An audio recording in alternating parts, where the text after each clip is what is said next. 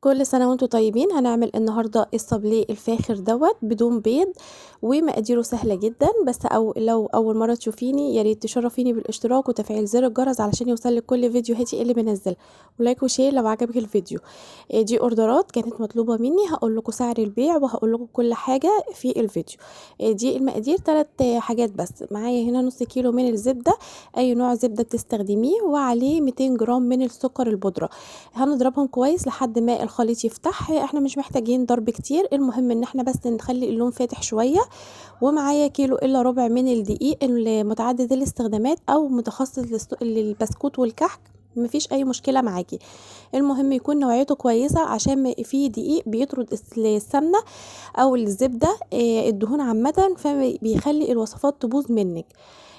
هنا بقى خلطتهم، انتي بتعجني عادي خالص لحد ما بتبقى معاكي العجينة طرية وحلوة كده، لان احنا مش حاطين فيها سوائل، فما تخافيش ان هي تعمل معاكي عرق. معايا بقى القطاعات ديت، اي قطاعات عندك حسب ما انت عايزه. لو حتى هتعمليها بالقطاعه اللي هي المربعه ديت، بيبقى فيها كذا شكل، بتبقى حلوه جدا، وبتبقى حاجه واحده بس بتبقى عندك. جبت بقى هنا المفرش السيليكون، او ما عندكيش المفرش السيليكون هتجيبي كيس بلاستيك تاني، وهتحطيه تحت، وهتفردي العجينه وفوقيها برضو كيس من الكيس البلاستيك بتاع التلاجة، هتفتحيه 2 كده، وتبططي العجينة تفرديها بسمك 1 سنتي بس. بصوا بقى لما بيبقى تحتيها مفرش سيليكون او كيسة من بتاعة التلاجة، هتطلعيها. بصوا برفع كده المفرش بكل سهولة، بيطلع معايا العجينة كويسة جدا، العجينة طرية قوي، حلوة مش بتلزق. ده الصابليه الفرنسي اللي هو الاصلي، الطريقه الاصليه بتاعه الصابليه، بدون اي بيض، بدون اي اضافات، غير ان احنا بنحط الزبده والدقيق والسكر. السكر يكون ناعم جدا، لازم يكون ناعم، وكوني نخلاه، ويكون يا ريت معمول في البيت، علشان خاطر اللي بنشتريه من بره بيبقى متضاف عليه نشا، وبينشف معانا الوصفات وبتبوظ اغلبها. وطبعا بنقعد نقول احنا عملنا ايه غلط، وهو السر في ان احنا جايبين السكر متضاف عليه نشا. هنا عملت بالقطاعة بالشكل دوت، اللي هي القطاعة النص قلب ديت او الدمعة. قطعتها برضو بالشكل دوت.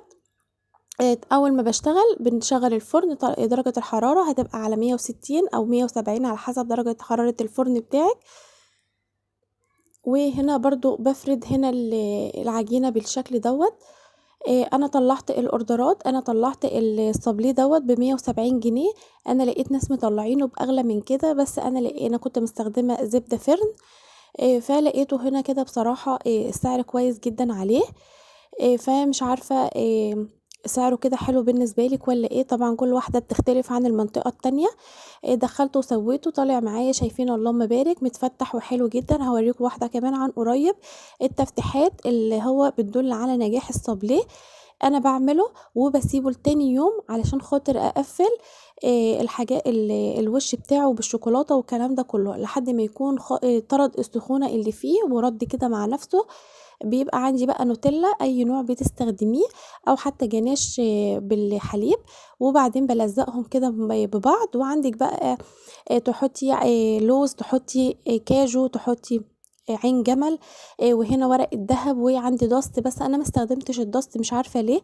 بس انا هوريكم الشكل هيبقى طالع خرافه، الاشكال طالعه حلوه جدا، وكمان يعني باقل الامكانيات طلعتي حاجه شكلها حلو، وكمان طعمها كمان حلو جدا.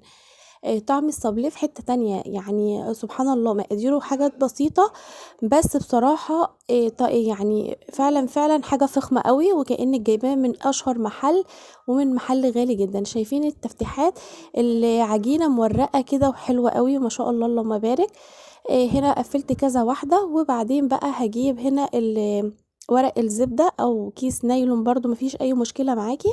هتفرديه عشان نطلع من الشوكولاتة اللي بتتسيح، هنحط عليها الشوكولاتة. بسيحها ازاي؟ الشوكولاتة لكل ربع كيلو من الشوكولاتة هتحطي 2 ل3 معالق زيت. زيت ما يكونش ليه ريحة، لازم الزيت ما يكونش ليه اي ريحة، علشان خاطر ما يكرفش معاكي طعم الحاجة اللي انتي بتعمليها وتبوظي الدنيا.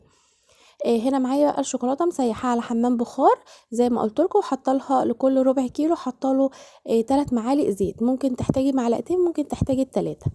بقوم مغطسه كده الصابليه بعد ما لزقته، عندك بقى فستق مجروش، عندك الكاجو، عندك اللوز، التزيين دوّة حاجة ترجع لِك وذوق شخصي. أنا باورّيكِ الفكرة وباورّيكِ الحاجة، وليكِ طبعًا حق الاختيار، وإن شاء الله هتطلّعيه أحسن منّي كمان. بُصّوا شايفين الأشكالات بقى لسه أهوّة ما بانش حاجة طبعًا، بس أنا باورّيكم الأشكالات هنا وهي لسه سخنة، وأول ما بتحطّيها في الشوكولاتة بتلزقي عليها المكسرات على طول عشان لمّا تنشف تلزق مع بعض. عندي شوكولاتة بيضا مسيّحاها برضه بنفس الطريقة على حمّام بخار مَيّة، وحاطة لها برضه زيت، وباعمل كده تشبيحات علشان خاطر أفتّح اللون البني بتاع الشوكولاتة. لو حابة تستخدمي شوكولاتة بالحليب ما فيش مشكلة، بتبقى حلوة جدًا، أنا ما كانش عندي غير الشوكولاتة ديّة، ف عملت بيها وفتّحت بالشوكولاتة البيضا. اللي تشوفوا بقى شكله جميل جدًا وبيبقى طعمه حلو أوي ومميز، مش بيبوظ زي البيتي فور. البيتي فور إحنا بنحشيه بمربى، فممكن البيتي فور عمره بيبقى قصير شوية عن الصابلي. الصابلي هتحطيه في علبة محكمة، وهتحطيه في التلاجة وما فيهوش أي حاجة معاكِ، وهيبقى زي الفل وما فيهوش أي مشكلة. عملت برضه بالأبيض وحطيت هنا ورق من الدهب، حطيت هنا مع عين الجمل، وسقطت كده نقط بسيطة من الشوكولاتة الدارك، وحطيت هنا بقى بالأوريو، وحطيت هنا الحاجات ديّة، حطيت كده المربى وحاجات المكسرات شكلها بقت خرافي.